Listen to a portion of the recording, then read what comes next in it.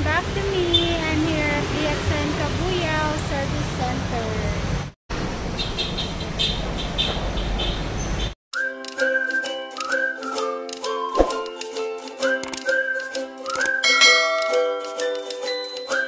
Welcome back to me. Hi, Miss Isa. Hello, partner. Good morning. Lalayo na ka daw? Ang layo ng lipad. Yeah! Welcome back sa akin dito sa DXN Cabuyao Service Center. Thank you so much sa Palamansi dito sa DXN Cabuyao Service Center. Ayan. Dapat may dalag tayo. Good morning, DXN! Good morning, DXN World! Muli ako po ang inyong lingkod, DXN Mommy Karen, at nagbabalik kung nung nakaraan ang naibida ko sa aking kwentong DXN is napakaganda, napaka-sexy, napaka-talented. Ngayon naman, ayan nga no, si Miss Irene Mayhaw, binitin ko pa talaga. Ayan, ngayon naman, kasama ko ang isa sa kagrupo naman din niya, under din sa father ni Miss Irene, na gusto ko rin na marinig ko rin mismo yung kanyang kwentong DXN. Kasi ito si partner is matagal ko nang nakakasalubong sa kung saan sa event ng DXN at gusto kong marinig mismo yung kwentong DXN niya. Ayan, so i-welcome po natin ang aking kasama ngayon, nagwapong-gwapo at machong-macho. Ayan, si partner Randy Canteliano. Ayan, partner Randy, mag-hello ka naman sa ating mga viewer. Hello, no? Isang oportunidad ang gagawin niya para sa akin. Para mas mapakilala niyo yung ating ginagawa at ating negosyo. Yun. So, partner Randy, ayan, pwede mo bang ikwento sa amin, pati na rin sa akin, kung paano ka nga ba na-involve at napunta sa DXN? Or paano ka napunta sa DXN? So, ulit, mga Canteliano, dati akong empleyado dyan sa Technopark, for more than 10 years. Bakit naman ako napunta sa DXN? Nagkaroon kami ng kabuuan sa isip na mag-alaga ng kalusugan. Mag-alaga ng kalusugan. Kasi kami empleyado, talaga hindi na namin aalagaan ang aming kalusugan. Regular ang business ko, regular ako. So wala nang panahon para sa sarili. Yun. Naiisang tabi. Yes. Kaya doon pumasok yung mag-isip kami ng additional business. Kasi pagka kalusugan ng pag-uusapan, kailangan mo ng dagdag na pinansyal. So doon namin nakita yung oportunidad ng DXN. Pero yun nga, sabi nga, hindi basta-basta mo na-entertain. No?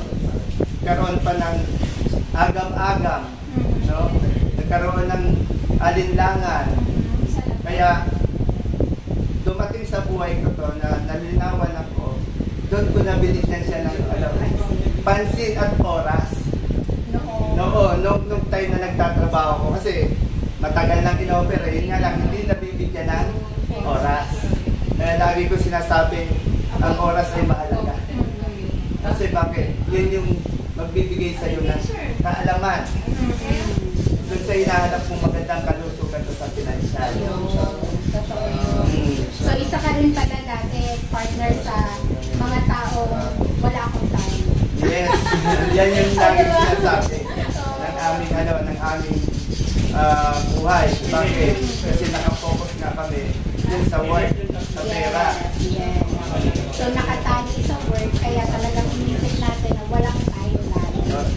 Ayun.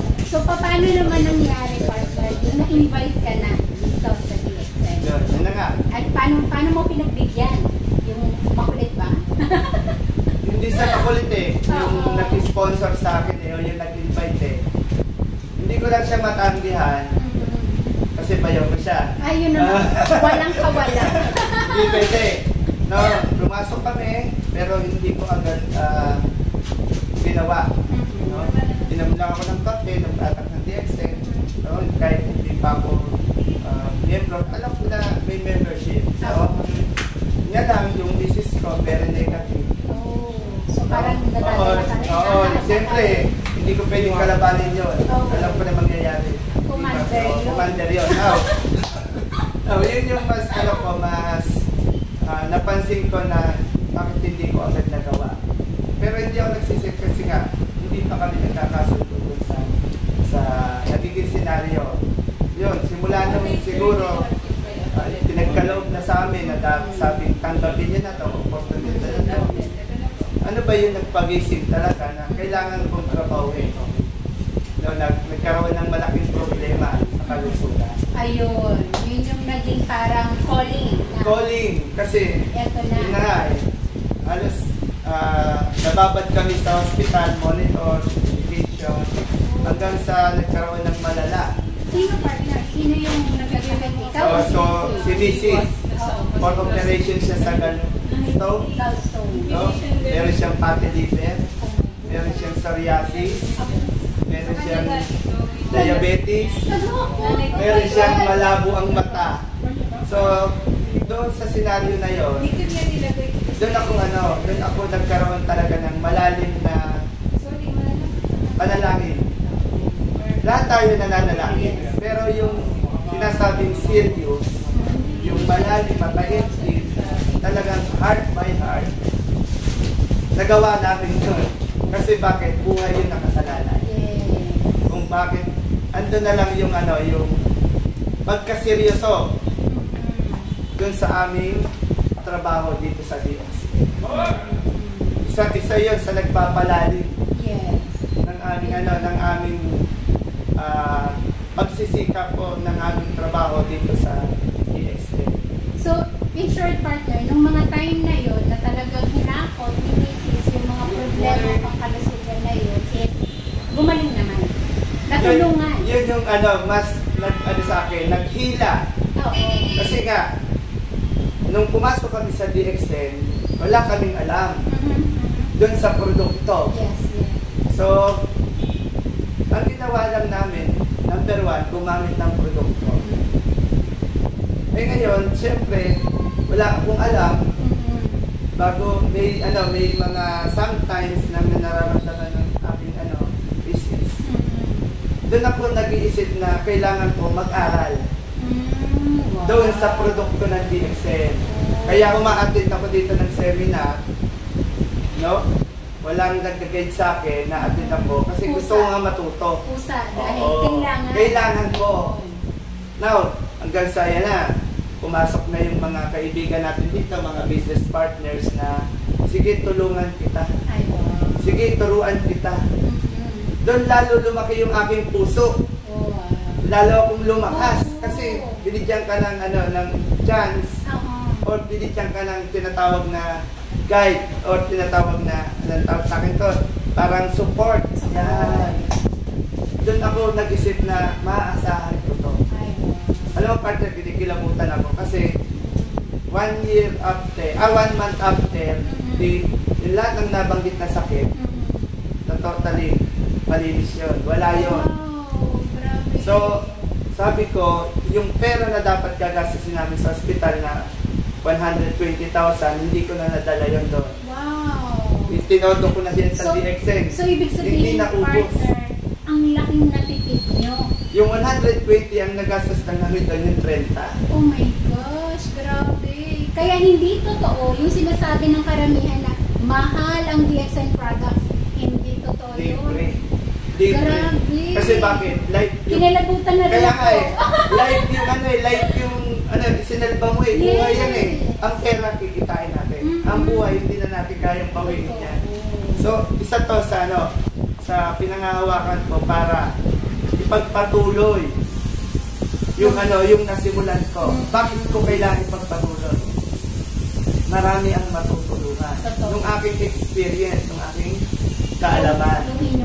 Yung aking kwento at yung aking natutunan. Kaya after 6 months, I think, nag-resign kami pa rin sa trabaho. Way back 2008. March, I think, tatanda ko, March 11. Wow. Sa Sabay kami nag-resign. Sabay kayo. Iniwanan Oh my namin yung gosh. trabaho. Oo, grabe.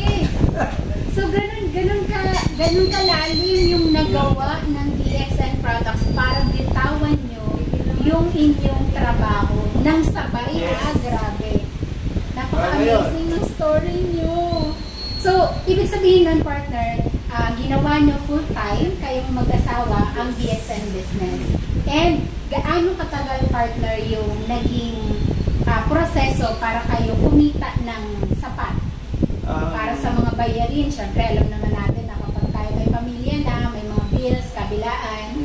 So, nakasapat ba yung income sa DXN?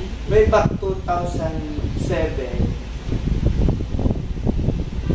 2 months after August, September, October, kumita na agad ako ng 7,000 monthly. God. 2 months after nang ako ay nag-join. Assistant agent yun that time. 2 months lang. After 2 months, di consistent yung ganong income. So, sa akin, sapat. So, Kasi way back 2007, ang minimum wage natin sa trabaho, I think, nasa 298. So, nagbabayad ako sa bahay, kuryente, tubig. Yan ako sa subdivision. Nasusuportahan ko yun para makasurvive dun sa pangangailangan everyday. So, sa wala kaming trabaho, sa araw-araw kong ginawa ng Diyos na ginagawa ko ang DXN, napupunuan ko kung ano yung kailangan namin sa bahay. Wow, grabe. Hanggang sa nagkaroon kami ng baby, ay wala pa eh. Nagkaroon kami ng baby. Yung vitamins ng baby, puro DXN niya. So, tinignan ko yung produkto na maganda. Hindi ko tinignan ng produkto na mahal. Yes. Kasi Totoo yan, no, partner. Tignan natin yung benepisyo, hindi yung presyo. Yes. Kasi iba yun eh. O sige, sabihin natin, doon tayo sa mumurahin. Pero wala ka namang halos pala. Diba? So, tama talaga yung partner. ang thinking doon, life ang iyong tinatrabaho. Hindi yung money. Money is a paper. Toilet paper. So, ang tinatrabaho mo ay life, buhay ng isang tao. Hanggang sa lumaki yung batang yun, nadagdagan pa ng isa, naging dalawa na sila, tatrabahuin ko na naman yung pakakainin ko na naman sila. So, hanggang sa naging 3, papakainin ko na naman sila. Bali, 4 na sila pinapakain ko. Kasi kasama yung asawa, syempre. Ay. Hindi pwede hindi pakainin yun. Hanapin sa asawa. So, meaning, sa 4 na alaga, no, ang nagsusupply dyan ay ang DXN company. Oh my gosh, So, malaking achievements para sa akin. Kasi, way back 2008, still now, lahat may trabaho. Ay, wow. Grabe, no? Yung tipong wala kayong trabaho pero kumikita ng sobra pa sa sakat.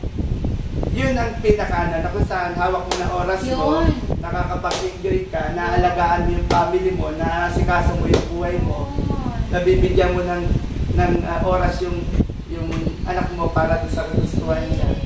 I think sapat na para sa akin yun na Grabe. hindi ako tumigil mag-DXN. Oo. So ngayon pa lang, partner, no, nai-enjoy mo na yung sinasabing time freedom. Enjoy na enjoy. Kasi ikaw dito ang boss. Yes, enjoy. Grabe. So ganun kasarap mag-DXN, mga partner, no? Grabe. Sobra akong nai-inspire sa isang tatay na talagang nagsusumikap para sa buong pamilya niya at lahat ng mga kailangan sa bahay, kailangan sa pamilya is na-provide ng dahil sa DXN. Yes. Oh, Yun, wow. yun yung isa mong kailangan i-enhance. Think big. Oh. Pero don't expect na ma-achieve mo agad yun. Kasi may process. Let's say prevention is better than cure. Prevent lang ng prevent. Kasi kayamanan yung hindi ka magkasakit. Yes. Sa DXN, kumita ka ng 10, 15, 5,000 is good yan. Bakit? Sustainable yan. Ibig sabihin ng sustainable, hindi yan hihinto. Dire-diretso. As compared sa malaki, biglang hinto. Yun. As compared dun sa one time, big time. Oo. Sa atin, prevention. Sa atin, maliit yan. Pagka dire-diretso. Oo. Long term ang atin. Para sa future. Yun ang pinakamaganda. Long term, di ba? Oo. Hindi lang long term eh. Generation eh. For legacy. Oo, infinity. Hindi legacy. Hindi lang ang long term. Grabe, no? Hanggang sa'yo lang. Oo. Eh, yung legacy. Mhm. Yun yung pinaka-sapat doon. Yes. I-claim mo na as a distributor, nandun ka sa pinakamataas na position. Yun. As a businessman, as a businesswoman. Mhm. Investors. Grabe, oo. So, yun yung dapat nating, I think, thinking, ma-achieve. It's not money, kundi yung mindset na dapat mong makuha para magkaroon ka ng success. Mhm. Ang success, hindi money. Oo, totoo. Yung katauhan mo, kung paano ka binago, nung trabaho mo, nung ginagawa mo, nung pampay mo. Grabe. Ako mismo, sa mga nanonood sa atin ngayon at sa mga manonood pa, no, ako mismo ay nai-inspire sa kwento ni partner Randy. Kasi ngayon ko lang talaga narinig ng buo yung kanyang kwento. Kasi madalas nga nagkakabatian lang, hi, hello lang, kamusta, kamusta. So, walang yung ganitong medyo pinabalikan natin yung reason and then yung proseso. At ngayon naman, partner, pwede ba natin i-share sa ating mga viewers na yung proseso or yung strategy na pwede mong i-share sa kanila, sa akin, pwede rin, kung paano mo nga ba ginagawa ang DXN business na, kasi di ba imagine yung iba, takot kasi silang sumugal. Yes. Takot silang sumugal na bitawan yung trabaho nila kasi baka hindi ako kumita sa DXN. So, may ganon, maraming ganon. So, ano ang may papayo mo sa amin? Or ano yung strategy na pwede mong ibahagi sa amin sa pag-DXN mo? Sa strategy, di ba yung sinasabing business ng DXN by using the products, drinking coffee, no? Enough yun na strategy. Now, yung fulfillment or yung pakita mo magandang pamumuhay ang ipapakita mo, yung relaxing life. Kung saan gumagamit ka ng produkto at bebenta ka, kung saan enjoy ka. Kasi yun ang dapat nararamdaman eh. Once na nararamdaman o nakikita sa'yo na maganda ka, bakit hindi ka na bata? Dalawa na baby mo, tatlo na baby mo, bakit? Thinking is, single. So, isa yung na-strategy. To, pakikipagkwentuhan para mas mabilis yung tinatawag na yes, oo, I do. Yung pagsagot na oo. Personality, yung tinatawag na yung developing sa pagsasalita mo. Hindi mo kailangan ng marketing plan. Kasi yan, na lang yan eh, yung drawing na lang yan eh. Ilalagay mo lang yung mga figure o pinukwentuhan mo. Ilalagay mo lang yan. So, ang pinaka-logic talaga strategy yan ay to love others. To love others. Yung pagmamahal. Kasi kahit na ayaw niya, pagka nagkakaroon kayo ng pagmamahalan, I think habang buhay kayo magkasama. Super agree ako dyan. Kasi, di ba, sa business kasi, sabi nga, business is all about relationship. And hindi naman, walang relationship kung walang love sa business partner mo. Sa mga suki mo, sa mga members mo, kung puro ka lang, benta lang dito, benta doon, di ba? Puro ka lang check ng puntos. So, walang love. Hindi nila mararamdaman yung love unless kapag pinaramdam mo na love mo sila, totoo yan, partner. Hindi ka talaga iiwan. Sabi nga, yung love, paano mag-manifest yan? Lalabas dyan yung respect mo. Yes. Yung respect, ito na yung pag-uunawaan, pagbibigayan. Yes. Kaya pag nagplano, may nabuong plano, napagkasunduan, may mali, may tama, napagkasunduan. So, isa yun na magbibigay ng long lasting o tinatawag na na success. Yung love na yun. Basta number one doon yung love. Yung pagmamahal mo. sobrang na-inspire ako. O, diba? Sobrang na-inspire ako sa kwento na isang Randy Cantillano. At ngayon nga, partner, ano na nga ang position mo? Share natin sa ating mga So, sa DXN, ano yan? DXN. Double diamond. Double Sa Diamond, DXN. Randy Cantillano. And very soon, nako, aakyat bilang awardee si Uy, partner Randy. sama-sama tayo ba? O, diba? December 9. Ayan, yes! Dami tayo dyan, naman. marami tayo dyan. Ayan, maraming salamat, partner Thank you, Randy, Ray. Salamat sa din. pag-share mo sa ating mga viewers ng iyong kwentong DXN. Sobrang na-inspire at na-amaze ako sa kwento mo. Keep it up and see you at the